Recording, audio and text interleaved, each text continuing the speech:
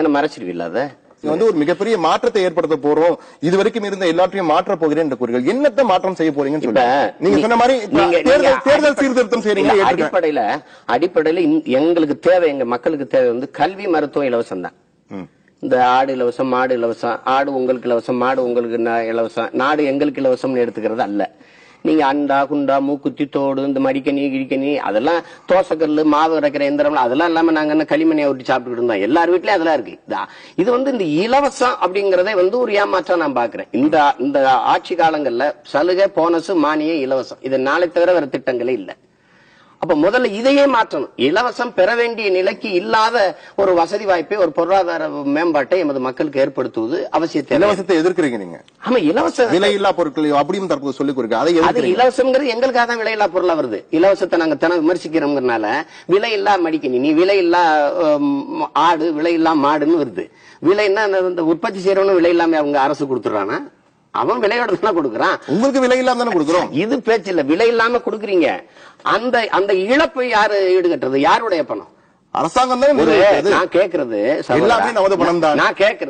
2,40,000 கோடி கடன்ல இருக்கிற அரசு எனக்கு எதுக்கு இலவசம் கொடுக்குது? நான் 25,500 கோடிக்கு ஒரு ஆண்டு குடிக்கிறேன்.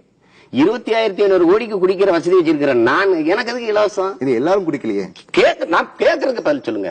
நீங்க எல்லாரும் குடிக்கலையே. ஒரு இலவசம் குடிக்காத ஏழைகள் இருக்காங்க. இலவசம் எப்ப கொடுக்கலாம்?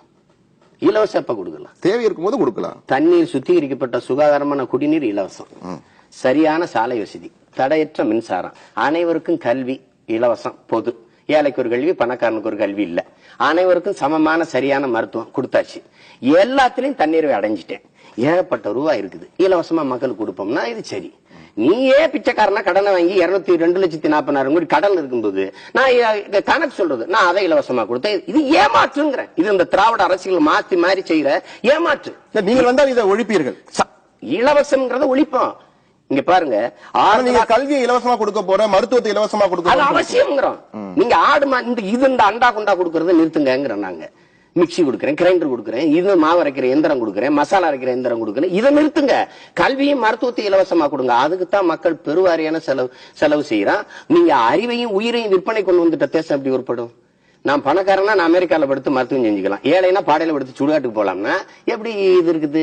நாங்கெல்லாம் பெரும்பாலான மாணவர்கள் பொறியியல் கல்லூரி, மருத்துவ கல்லூரியும் தூரத்துல வேடிக்கை பார்த்துட்டு தான் போக வேண்டிய தேவை வந்துருச்சு. கல்வி விற்பனைக்கு வந்துருச்சு, அறிவை விற்பனைக்கு வந்துருச்சு, உயிர் ஆகாரமா இருக்கிற குடிநீர் விற்பனைக்கு வந்துருச்சு. எல்லாத்தையும் இலவசமா கொடுக்குற அரசு ஏன் தண்ணீரை விக்குது? அதையும் இலவசமா கொடுக்க முடியல. தண்ணீரை இலவசமா கொடுத்துட்டா தனியார் முதலாளி விக்கிறான் பாருங்க, அவன் பாதிக்கப்படுவான். அவன் பாதிக்கப்பட்டா உனக்கு என்ன? அவன்கிட்ட இருந்து வர கமிஷன் போயிடும்.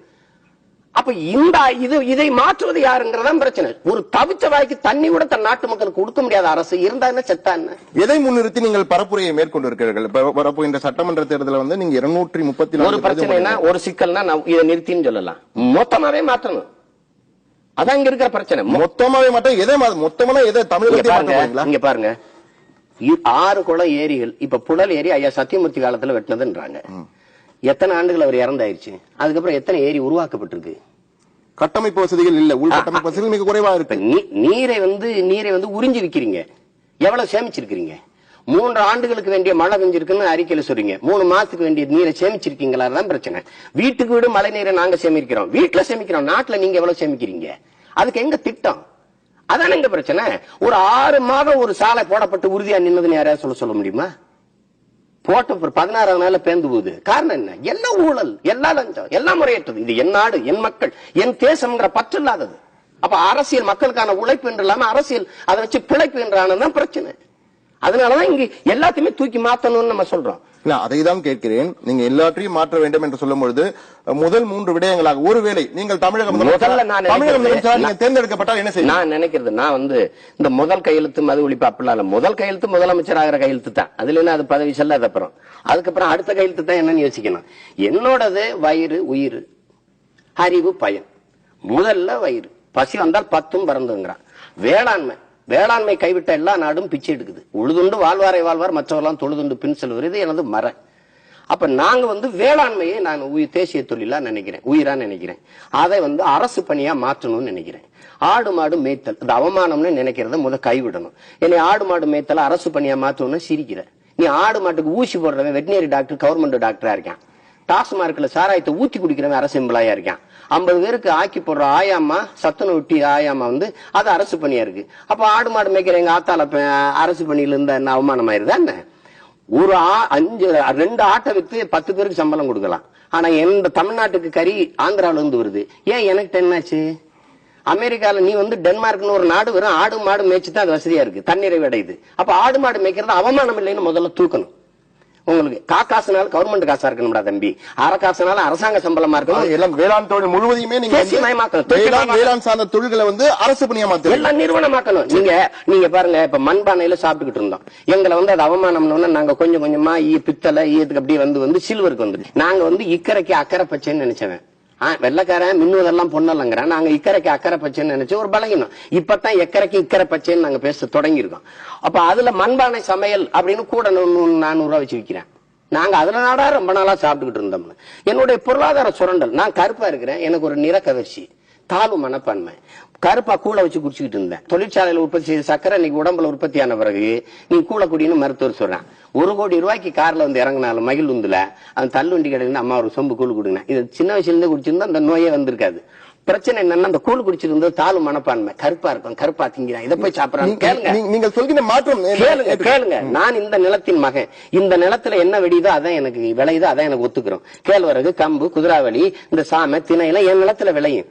அதை நான் விட்டுட்டு ஒரு பொன்னிறத்துல கருப்பா எதாவது சாப்பிடணும், பொன்னிறத்துல எதை வச்சான் பூரி சப்பாத்தின்னு, இது என் நிலத்துல விளையாது. வயிற்று பசிக்கு வேற ஒருத்தர் வாயை கவிழிட்டு காத்திருக்க வேண்டியதாச்சு, வேற ஒருத்தர் என் பொருளாதாரம் சுரண்டப்பட்டுருச்சு. இதை மாத்தணும்.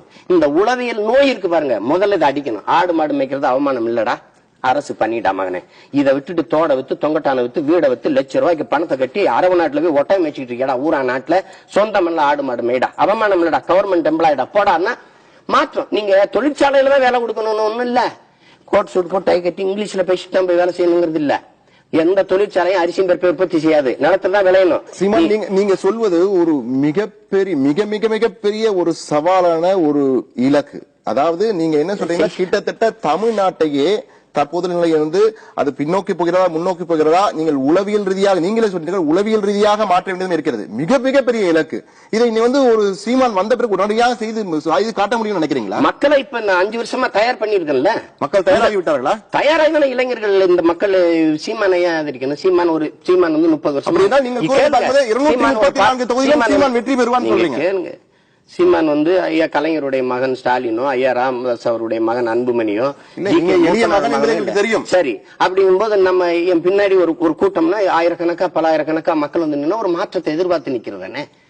நாங்களே இது மாற்றத்திற்கான எளிய மக்களின் புரட்சின்னு தானே கொண்டு போறோம். நீங்க தான் இந்த சிறுதுளி வந்து ஒரு பெருவெள்ளமாக மாறும் நம்பிக்கை இருக்காங்க. துளி துளியா இணைவோம், பெரும் கடலாகும் கனவோடு. எப்போது என்னவாகும்? இந்த சட்டப்பேரவை நடக்கலாம்ல. முடியாதுன்னு ஏன் நினைக்கணும்? என்னால முடியாது, யாரால முடியாது, யாரால முடியாது எம்மால முடியும், அதான நம்பிக்கை.